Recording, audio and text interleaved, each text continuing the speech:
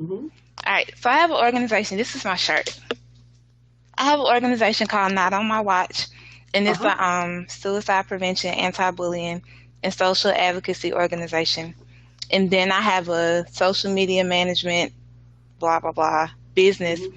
and they both like coincide together. Okay. And so I am kind of like burnt out, I guess, because I'm 30. I'll be 31 on Tuesday. And I spent like a good portion of my younger years helping everybody else build their dream. Mm-hmm. And now that I'm trying to like do my thing, like I have my t-shirt, I have my website, I have a video coming out tonight at 10 and all this.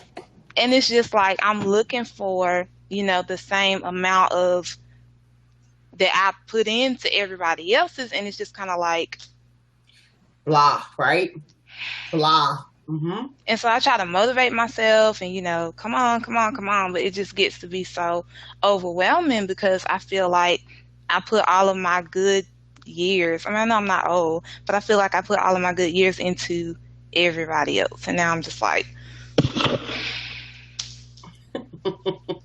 You want to go first, Hallie, or you want me to go first?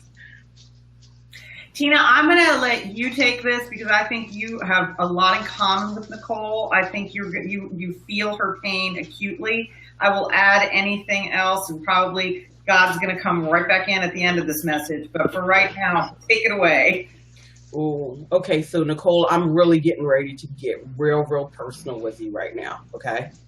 So, I have personally taken a company public. I have I did so many companies to $1 million status, and they were not mine. I was giving all of my gifts away for a very, very long time, right?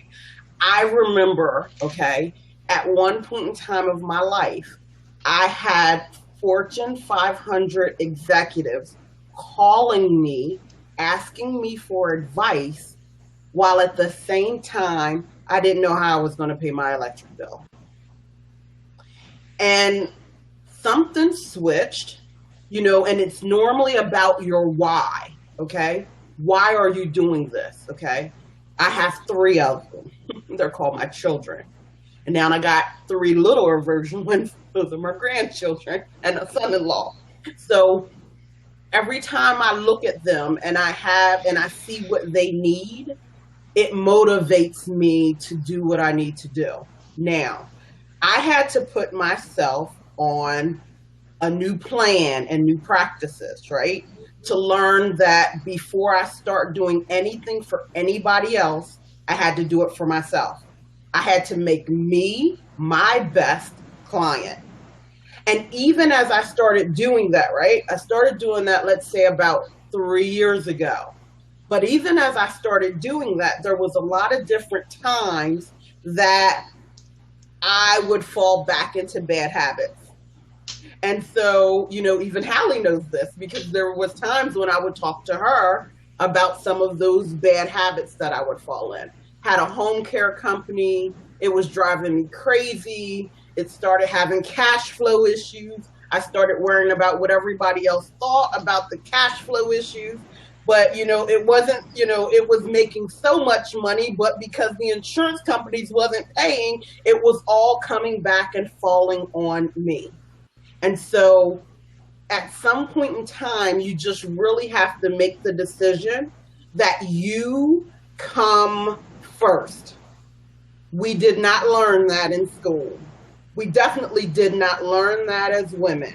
As Yeah. women, we've been taught that we are supposed to grow up and we're supposed to take care of our kids, we're going to get married, and all of that is going to become more important than what we do. And then I realized something because I was miserable. Okay. Went through a divorce, I was just completely miserable. And then, when I really, I was mad with God at this point. I mean, mad, and I'll admit it. And so I was like, how I'm doing everything right. I did it all right. And how can I be in this position where I'm feeling so unfulfilled And, you know, when I really started getting deeper into my spiritual practices and learning from people who knew better, I realized that I'm supposed to be up at top because I'm a better person. I think we talked about this last week. Put your mask on first, because when I'm taking care of me, whatever that means, whether I'm satisfying my soul, whether I'm satisfying my body, my passion, I am so much better for everybody else. And so, you know, I don't think you need permission, but sometimes that's what we need, is permission to do us, and permission to do us with passion and not care what not one other soul on this earth thinks about it. And so if you decide to do it that way, everything you need will show up because God's got your back. Nicole, do you consider Tina and me experts in what we do? You were on last week, right? I was. Okay. I do. You guys are awesome. So as experts, Tina, you agree that you and I understand kind of about business and we are experts in our fields, right? Yeah, absolutely. And I've 25 years an entrepreneur. How about you?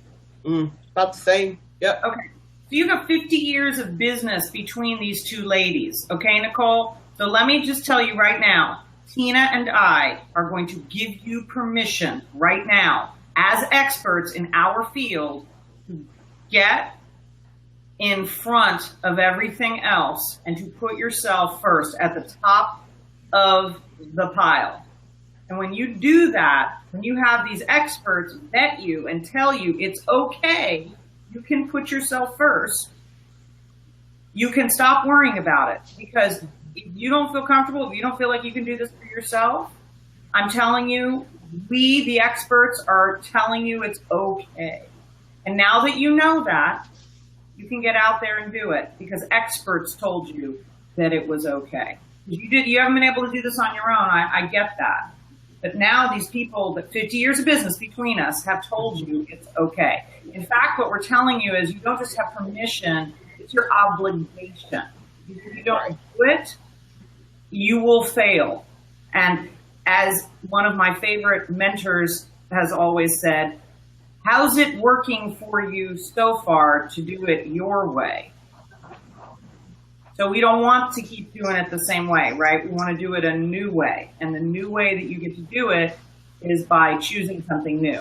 So as of this moment, you are fully anointed to go forward and put yourself first. And so, Nicole, one question for you. What would you say is the biggest thing that, like, when you go to do your business, that it's like blah, like, okay, I should do it, I don't feel like it. What's that thing? I mean, I guess because I always look for, like, the reciprocation. You know what I'm saying? I always, like, look back, like, who's with me? Who's going? And I have people who, you know, believe in what I do or whatever.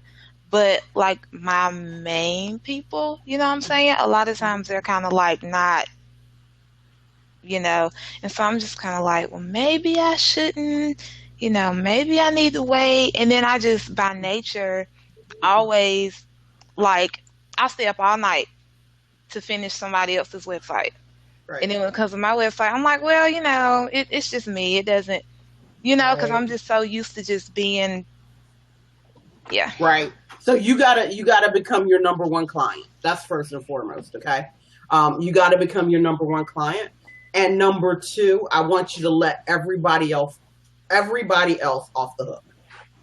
Simply because what happens is what's important to you is never going to be the same thing that's important to them. So Tina, when you let them off the hook, can you explain what that means a little bit? What I mean is that, like, you have these expectations of them. They're not showing up doing it as you want it to happen. And so we begin to assume stuff and we really get into our feelings, right? Because you showed up for them and now they're not showing up for you.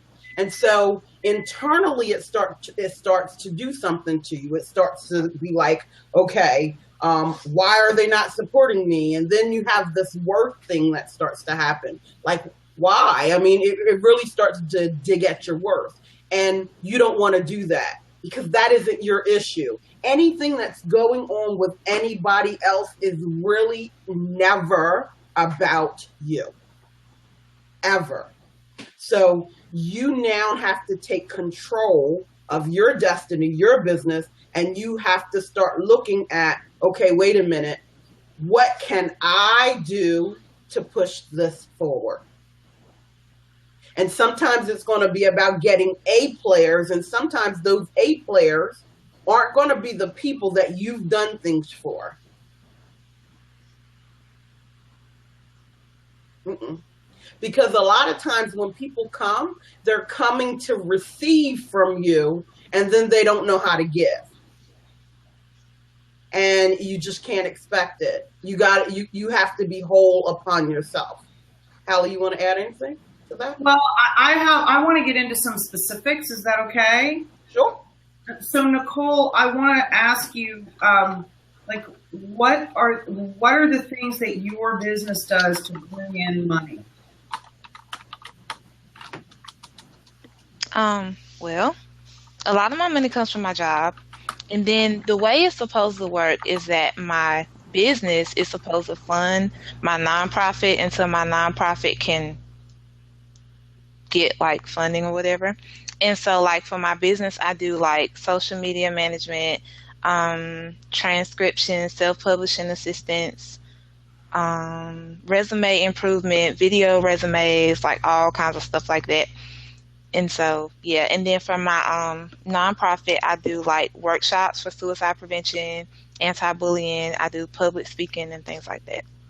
Okay, so your job is, sounds like mostly social media and copywriting, is supposed to fund your nonprofit or your business, which is then supposed to be able to get grants for nonprofit work. Did I understand that correctly? So basically, I have a job that's like my job, that's like over here. And then I have my business, and then I have my organization. Because my organization is still like in the grassroots stages, so I'm still trying to like get, events and paperwork and things together so that I can eventually only work my business and my nonprofit. Sure. So it's like, yeah. Okay, so you're hoping that you're do you have a goal? Do you have a goal? I'm sorry, Hallie. Do you have a goal for that? Like for instance, is there like a certain dollar amount? You don't have to tell us what the dollar amount is, but like, do you have a plan on what that looks like? That once I reach this stage per month, I can now quit my job. You have? I do. Okay. And so do you have what steps need to happen in order for you to make that income? No. Okay. So that's where we got to get to right there. I think that's your next step, Nicole. From a spiritual principle that spiritual standpoint, that thoughts are things. So whatever we create in our minds first, and then we can create the reality of that. So the first thing you want to do is create in your mind the pathway to get to where you want, i.e. to get to your goal. And then one of my favorite expressions, how do we eat an elephant? One bite at a time. So you're basically mapping out how to eat the elephant. And it's scary to think, I'm going to eat this whole elephant. But it's not scary when you go, today I'm just toenail, that will be easy, right? And the next day it's like, oh, I'll eat this like part of the eater. So that's a joke, right? Okay. So let's see if we can help you with this though. So what's the biggest thing that you do? What is the thing that sells the most right now for what you do for your business? Self-publishing assistants and resumes. Okay. And so do you have templates for your resumes, or are you like writing all of them yourself? I do both. Okay. What's your markup like? So like, I guess what I'm asking is, how many hours would you have to work on your business to get the goal if you were only selling that one thing? right? Mhm. A resume service. If that's all you were selling, how many would you have to do in a month to be able to leave your job? Um, hold on. Am I supposed to know this off the top of my head? It would be This is like really scary. it's okay. No, no, you don't have to know this off the top of your head. But But while you're I would say 45. about 45. Okay, okay, how long would it take you to do those 45? Right. I mean, it's okay. I'm glad you're doing the math. Like 2 hours a piece, 2 hours apiece, maybe 3. maybe three. so let's say you'd be looking at 45 resumes at $100 a resume, taking 2 to 3 hours a piece. Did I get that right? Approximately. Mhm. Okay, so your gross income is $4,500. You're talking about spending between 90 and 135 hours. That's 2 to 3 hours a piece times 45. Okay, Mhm. and you're talking about making approximately $35 to $50 an hour, $33 to $50 an hour, depending on whether you work 3 hours or 2 hours on something. Because $100 divided by 2 is 50, right? Okay. So those are the kinds of numbers that you want to know for everybody on the call. Those are the kinds of numbers that you want to know, because that tiny bit of information gives you the power to know, I'm charging not enough, I'm charging too much, I don't like this hourly rate, I do like this hourly rate, I can fit in 16 more resumes into my time this month. I don't have enough time, no wonder it's taking me too long to do each resume. For example, those are really important. That's the aha moment in all of this. You know that, right? At 135 hours, that is more than your full-time job, right? That is almost, if at 160 hours a month for a full-time job at 40 hours per week, right? And you're talking about 135 hours that you would have to work in addition to do that in order for you to quit your job. You see what I'm saying? So you may need to look at your pricing, and you may need to look at, because I don't know what your pricing is, but if it takes 45, is there a system that you can create where you can bring someone else beneath you who might get like a cut of that, so that you're not doing that whole 135 hours? You see what I mean? Because if you're looking at that, you're like, that's a lot of time and dedication on top of already working a full-time job, as well as getting out there for your nonprofit. So where you're at right now is it probably feels like I'm going all the time and I don't feel like I'm getting anywhere. That's how it feels. Now you see why, right? So the best thing you can do is you can really start thinking, and you know, when I price things, I also say, what takes me the least amount of time that I can give the most value, so my time to income ratio is high,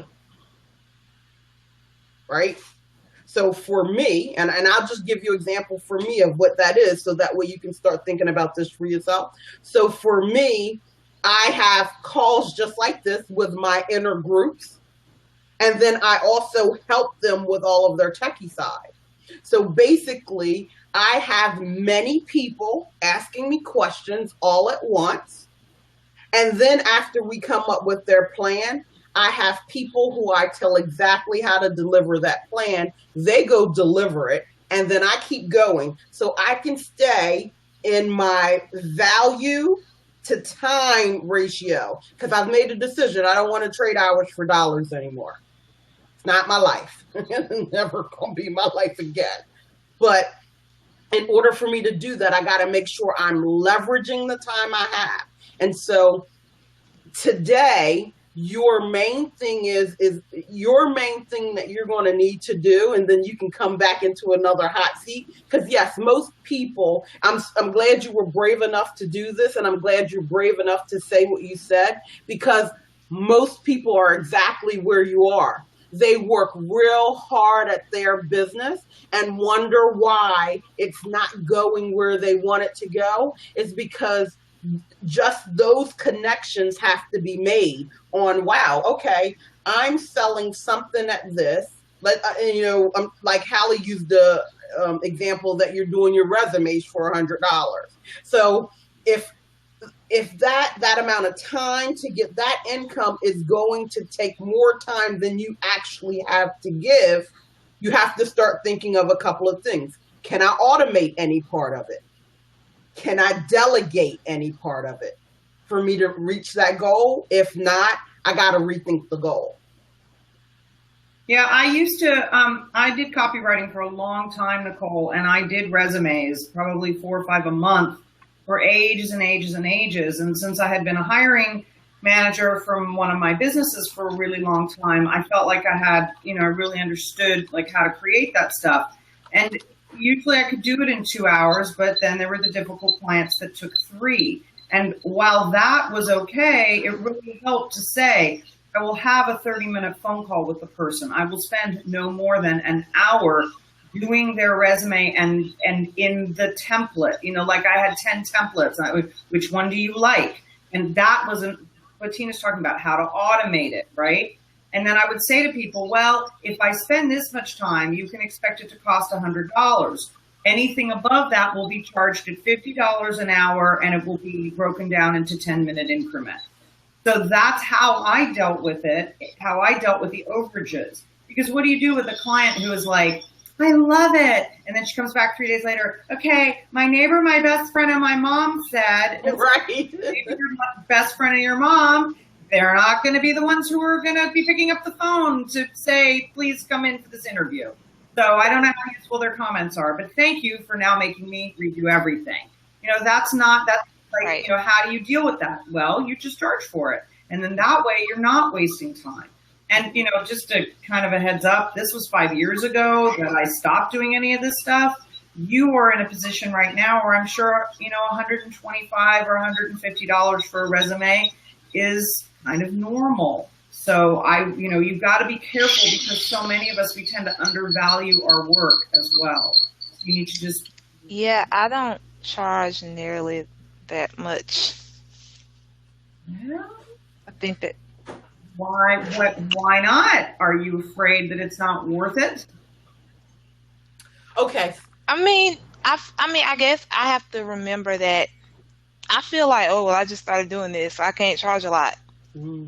But yeah. And if you did start doing it, you can't charge a lot. When I started copywriting, I charged $5 a job.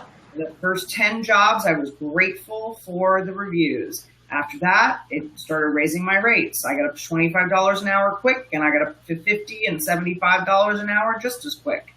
And people paid that. People paid me a lot of money before I was finished. But it was. So I have a question. Okay, so whenever you do your pricing, I have only been considering the amount of time I've been a business, not the amount of time that I've actually done it. Because I had like all of these years of doing things, and then this little amount of time of having a business, and so I'm charging off of this time and not this time. Tina? No way, Jose. And it's okay, but your expertise is your expertise, and you need to own that. And so it's really about positioning your expertise. So that's the first thing. The second thing, working to get jobs, right? So you're charging a little bit right now and you're getting these jobs.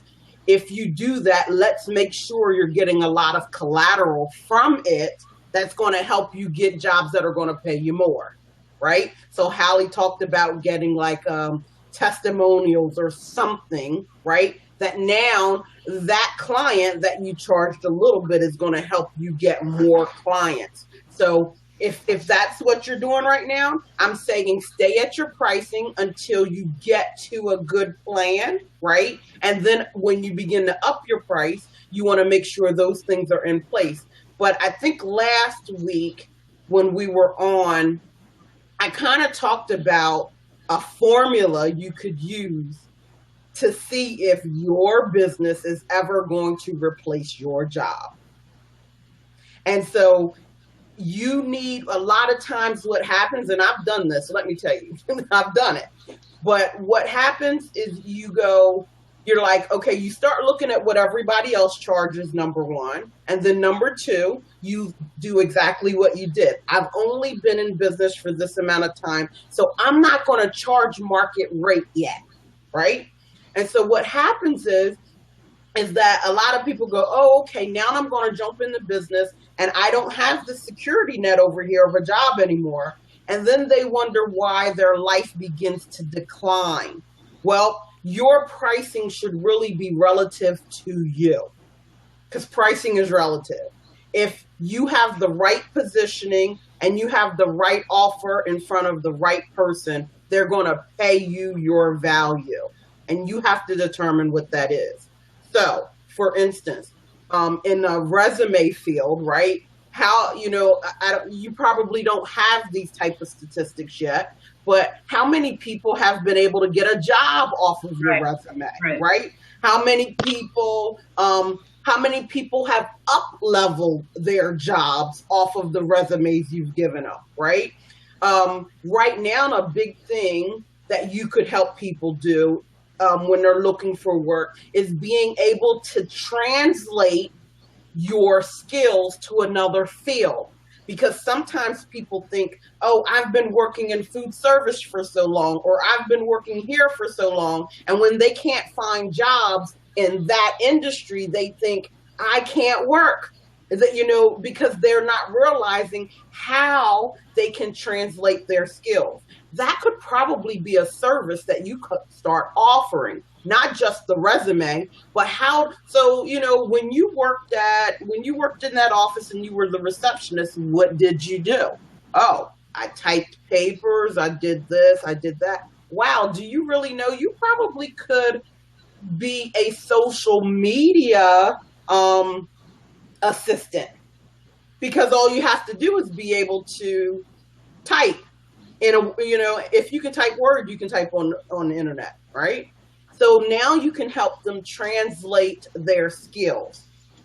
That's what you really have to get comfortable with, your numbers, and then be able to step into them. Also, Nicole, this is something that I've talked to a bunch of people about when they're in the writing field, and I think this is really important for you. Remember what your goal is, and remember, like Tina just said, how many people have gotten a job because of you. That's important, but the reality is that the resume's job is not to get you a job. The resume's job is to get the phone to ring. After that, it is entirely up to the candidate. The candidate could be a terrible interviewee. Mm-hmm. They could be, 100 things that prevent them from getting the job. That has nothing to do with you. Your job is to get them the phone to ring. So, for example, if you go after how many of my resume clients have gotten jobs as a statistic, that may not be the best statistic for you. The best statistic for you might be, how many times did this person's phone ring? How many interviews were they able to get from the resume? That is then up to them to take care of it after that. So when you think about your client, and when you think about how to position yourself with your client, when you think about how to position the client so that they understand what the service is that you're providing, make sure that's accurately reflecting the service and what their expectations should be. A lot of times what I see with business people is it's like, you want to go and actually sit in their lap and you want to hold that interview for them and help them to make sure, and hold their hand, put their hands with the boss's hands, make sure they get the job. That's not what you do, right? But as entrepreneurs, that's what we want to do, is to be able to do everything for the client. And we can't. So when you think in terms of pricing yourself, and you think in terms of what you bring to the table, You have to be really aware that what you bring to the table, the value of what you bring to the table is like, it's this much, it's not this much, and this much isn't not enough. This much is perfect because that's what you do. You're fulfilling that job. But this process of like getting hired or whatever, there's 5 or 6 other steps that don't have anything to do with you. And if they don't, so let's make this chunkable though, because I don't want you to leave overwhelmed because we're kind of like throwing all of this stuff at you, right? So the first thing that, because again, it's just like little things, right? You just got to learn to do small steps. You don't have to try to do all of this at once. So the first thing is, are you gathering that information from your clients? Are you asking them, hey, did you get the job? Hey, how many times did you send out this resume? How many times did you get a call back? How many times? So if you're gathering that information, then you have statistics that you can use that are real in your marketing. And if you're not, don't worry. Just call people and say, hey, I'm surveying. Can you please tell me? They're happy to tell you, believe me, especially if they got hired. They'd love to share that story with you. Yeah, absolutely. And that's now something you can use in your marketing. So when you can use, true stats, when you can use stories, that can help you get more clients, right? And so that would probably be the first thing that I would do if I were you, is to really get those stats. And so that way you can start attracting more people, and that will help you get more. The second thing, though, I really think you really should do is start looking at the time, because you are doing a lot of stuff, right? And so we need to figure out for you what's going to be the first thing that you can do to scale your income up so you can start taking back some of your time. And then, after your business is steady enough that you can leave your job. So you need to kind of start thinking what that number is, and how to do it. I was talking to a client today, and she said when she was doing a training at the unemployment office, she said there was some women there who had worked at the same job for 20 years, right? And so this lady is like clueless. She's upset. She has no idea on what she's going to do because, she's thinking nobody's going to hire me now and I'm too old. I'm sure you hear the stories because you're doing resumes, right? And so that could be a whole service that you're helping translate. You've been at this job for so long. Let's really think about all of the things you did. And then let's start looking at what's out here right now that can translate into, because they're so stuck in what they used to do, they don't see it. And that's something, and it's great because a fresh set of eyes really helps, and you could be that fresh set of eyes. And so that's a service, like you said, you may not be selling your resume writing service at $100 an hour, but you darn sure could sell that service, that coaching service, for $100 an hour. You darn sure could. And the last thing, Nicole, is when it comes to how long you've done everything, the question is, how long have you done everything? Not how long have you done it with the word LLC after your business name. If you've got 5 years experience copywriting or doing social media management, that's how long you've got experience. I mean, you don't want to exaggerate too much. Like, I know people who are like, oh yes, I've done social media for 6 years now. What they mean is, I've been on Facebook for 6 years and I've been doing social media management for 6 months. That's not the same thing. If you've actually done the work that you're talking about, whether you've had a business around it or not, it's work is the work, and that's your experience. And that's very good. And I learned a new word, platitudes. I was on a webinar and I was talking about this, and so they kept typing the word platitudes. I'm like, what the hell do you guys mean? But anyway, for me, that isn't even something that I even put in anything that I do. How long I've been doing it never shows up. because I'm going after results.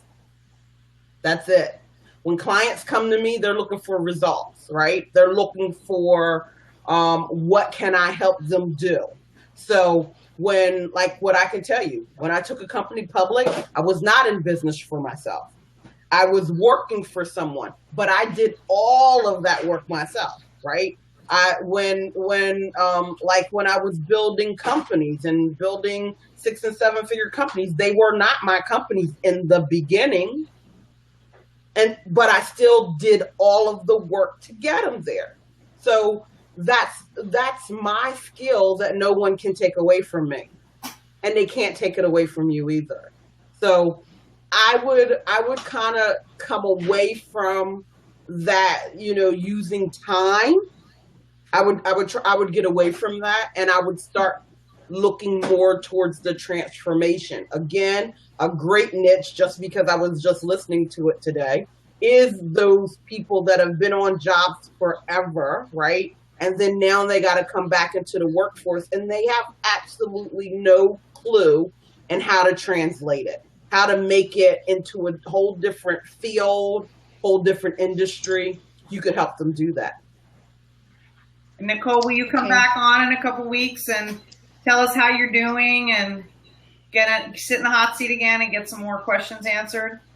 Absolutely. So tell me, what's the first thing you're going to do? I'm really big about homework. She knows that. So what's the first thing you're going to do?